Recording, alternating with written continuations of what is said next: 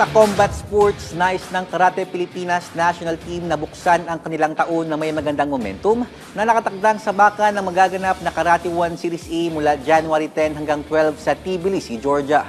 Pangungunahan nito ng grupo ni na National Team mainstay Rica Torres, Sam Vigilias at Alison Quiroga para sa Women's Individual and Team Kata.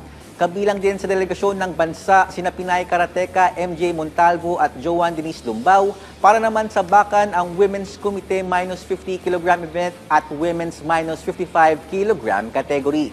Matatandaan kagagaling lamang ng mga national karateka sa Karate World Cup National Team Championships noong nakaraang Nobyembre sa Pamplona, Spain, katapatang iba pang mga national team sa buong mundo. Wala mang nakuwang medalya sa nasabing kompetisyon, pinaniniwalaan naman ni Karate Pilipinas President Richard Lim na magandang experience ito para sa kanilang kupunan bilang paghanda sa mga malalaking torneo na nakalinya nila kasalihan ngayong taon.